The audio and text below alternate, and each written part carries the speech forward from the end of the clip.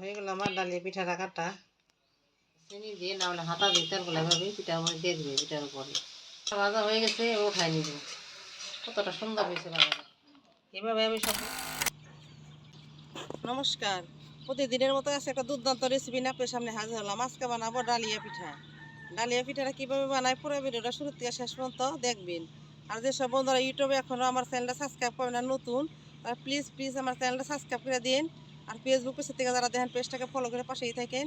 তাহলে এবার চলেন ডালিয়া পিঠাটা আমি কীভাবে বানাই পুরো ভিডিওটা আর কথা না বাড়িয়ে রান্না করে চলে যাই। চলেন বন্ধুরা, আজকে আমি ডালিয়া পিঠাটা বানাবো। ডালিয়া পিঠা বানাইতে বিটের রস লাগবো। বিটটা আমি কাইটা নিছি, এবার মিক্সারে দিয়ে রসটা বের করে নিব। কালারের জন্য বিট লাগবে। রসটা আমি মিক্সারে মিক্স করে নিয়েছি, এবার রসটা বের করে নিব।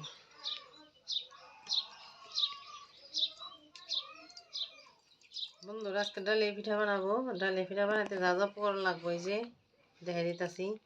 1 বাটি চালের গুঁড়া। এই বাটিটা মাইপে আমি সব উপকরণগুলো নিব, তাহলে পিঠাটা ঠিকঠাক মতো হবে। 1 বাটি চালের গুঁড়া নিয়ে নিলাম। এই বাটিটি মাপে আর 1 বাটি ময়দা নিলাম। পরিমাণ মতো লবণ। উপকরণগুলো হাত দিয়ে মিশিয়ে নিব। উপকরণগুলো মিশিয়ে নিছি। এবার আমি চালের গুঁড়া আর ময়দাটা 2 ভাগে ভাগ করে নিব। একটা পাত্রে আমি রেখে দেব। অল্প জল দিয়ে ডোটা বানিয়ে নিব।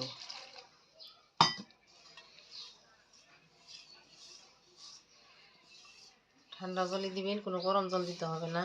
সাদা ডোটা আমার বানানো হয়ে গেছে। যেরকম সফট নরম, এই দেখছেন, শক্ত না বেশি নরম না, এরকম হবে।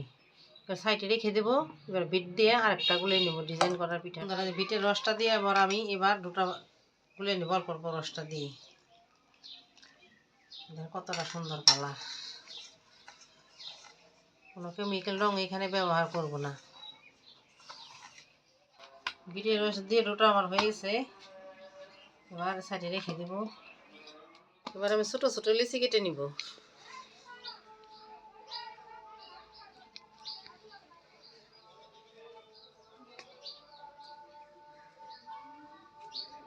এটা আমি লিচি কেটে নিব।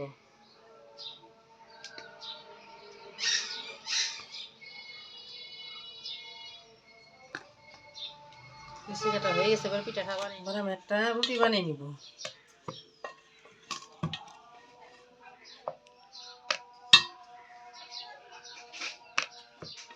এবার আমি এটা গুল করে নিলাম বিটের রস দিয়ে বানানো। এবার আমি এটা রুটিটা ভালো করে বন্ধ করে দেব রুটি দিয়ে। বিটের মুখটা ভালো করে লাগাই দেব। এটা হাত দিয়ে গুল করে নিব। এবার পিঠাটা ডিজাইন করে নিব।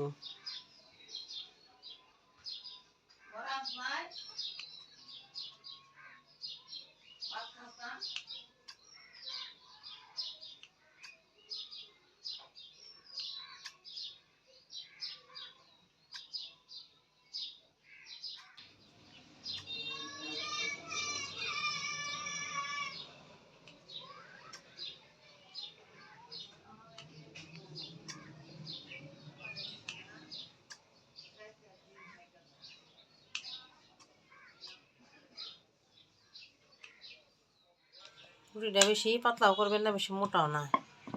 এরকম বানিয়ে নিয়ে হাতের মধ্যে নিয়ে বিটটা যে বানাইছিলাম ডোটা সেটা দিয়ে দেবো করে দিয়ে ভালো করে মুখটা বন্ধ করে দেব। মুখটা বন্ধ করে হাতের তালুতে নিয়ে গোল করে নিব। গোল করা হয়ে গেছে। এবার আমি কীভাবে পিঠাটা কাটি আপনারা দেখেন, ডিজাইনটা কীভাবে করি দেখেন।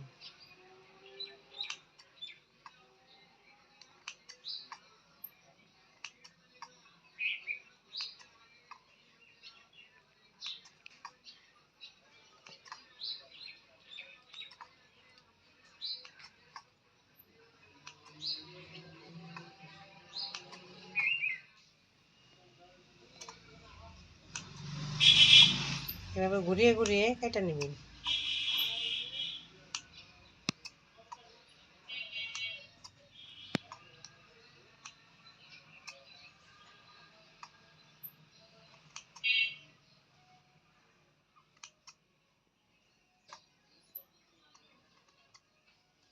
কতটা সুন্দর হয়ে গেল আমার ডালিয়া পিঠাটা কাটা।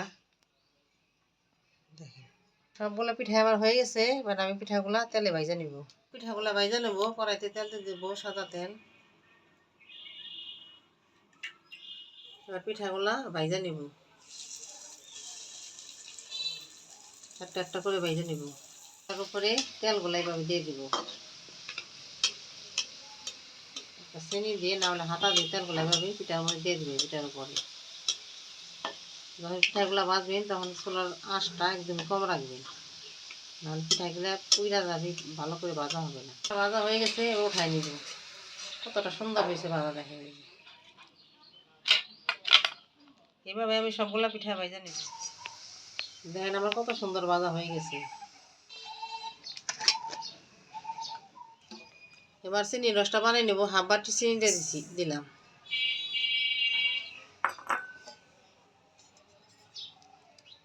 হাফ বাটি জল দিয়ে দেবো, শিরাটা বানিয়ে নিব।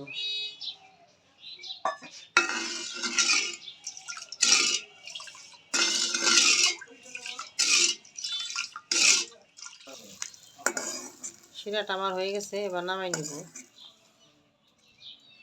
হাতা দিয়ে অল্প অল্প করে পিঠার উপরে শিরাগুলা দিয়ে দিব, ভিতরে ঢেকে যাবে পিঠার।